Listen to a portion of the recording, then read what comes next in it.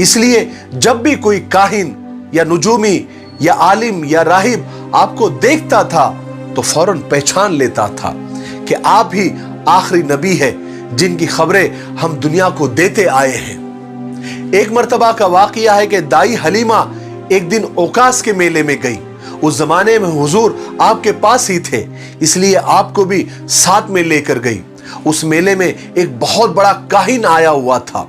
वो बच्चों के हाथों को देखकर और पेशानियों को देखकर उनके मुस्तकबिल और उनके फ्यूचर बताया करता था। जब उसने अचानक हुजूर को देखा तो एकदम चीखने लगा, चिल्लाने लगा और लोगों को जमा करने लगा और कहने लगा, ए कुरैश के लोगों, ए कुरैश के लोगों, जल्दी से आ जाओ, जल्दी से आ जाओ। लोग एकदम चारों तरफ से जमा हो गए और पूछने लगे कि क्या बात है, क्या हुआ?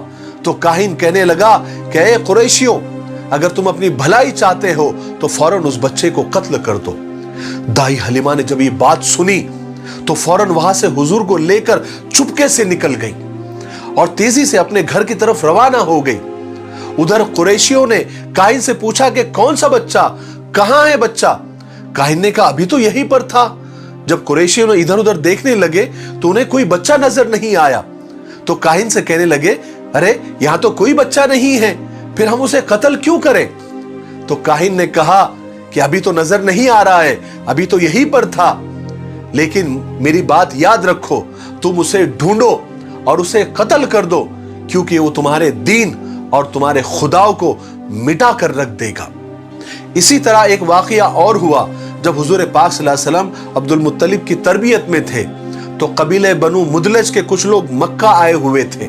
उन लोगों ने जब हुजूर को देखा तो सब हैरान हो गए। फिर उन्होंने अब्दुल मुत्तलिब से कहा कि आप इस बच्चे की खूब हिफाजत कीजिए, इसलिए कि मकाम इब्राहिम पर हजरत इब्राहिम अलैहिस्सलाम के जो कदम के निशान हैं वो बिल्कुल ऐसे ही है जैसे आपका बच्चा है।